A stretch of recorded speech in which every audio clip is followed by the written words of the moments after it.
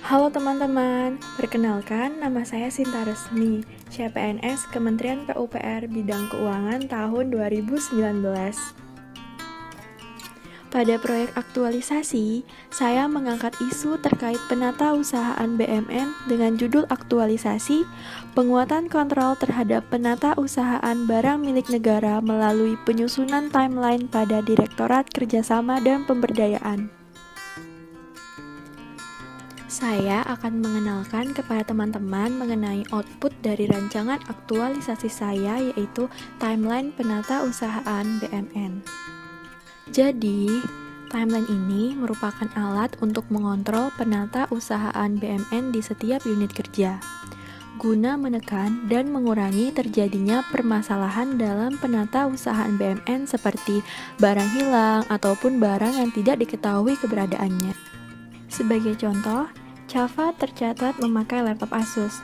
Namun, beberapa minggu kemudian, ia memberikan laptop ini kepada rekan kerjanya tanpa memberitahu petugas BUMN.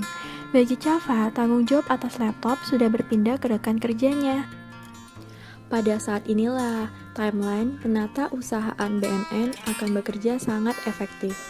Karena dengan penggunaan timeline, petugas BUMN akan melakukan pemeriksaan, dan laptop Asus yang sudah berpindah penggunaannya akan ketahuan. Bayangkan, jika petugas BUMN tidak menerapkan timeline ini dan tidak melakukan pemeriksaan BUMN, apakah teman-teman yakin laptop Asus akan aman dan Cava bersedia mendapatkan tuntutan ganti rugi jika laptopnya hilang?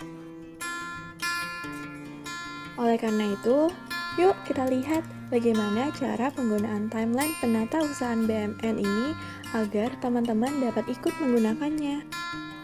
Halaman pertama terdapat judul dan landasan hukum. Halaman kedua terdapat pengertian BUMN, pengertian penatausahaan, dan contoh BUMN. Sedangkan halaman ketiga terdapat penjelasan kegiatan penatausahaan BUMN mulai dari pembukuan, inventarisasi, hingga pelaporan.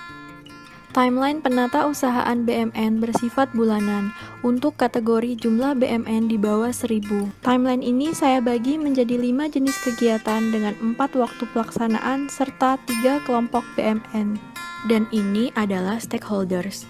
Sebagai contoh, kegiatan 1 berada di seluruh minggu, artinya dilakukan dari minggu pertama hingga minggu keempat.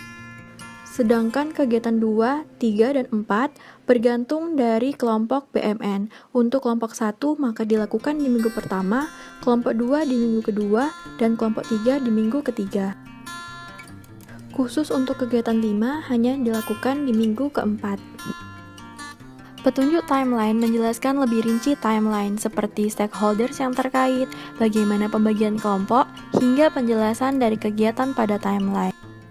Dan ini adalah contoh daftar kelompok BUMN pada Direktorat Kerjasama dan Pemberdayaan. Dapat disesuaikan untuk unit kerja teman-teman masing-masing. Nah, sekarang sudah paham kan cara penggunaan timeline ini? Apakah teman-teman masih kurang yakin untuk menggunakan timeline penatausahaan BUMN? Tenang, buat teman-teman yang masih kurang yakin, timeline ini sudah dirancang dengan baik. Yang pertama, sudah sesuai dengan peraturan yang berlaku sehingga tidak akan bertentangan dengan peraturan pemerintah. Kedua, timeline ini sangat lengkap.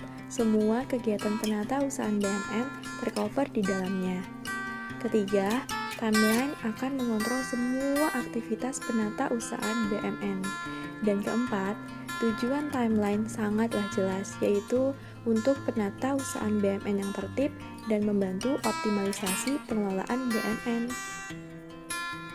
Sehingga, kalau diterapkan penggunaannya secara berkelanjutan, maka dampak dari timeline ini akan sangat terasa dalam penatausahaan BUMN.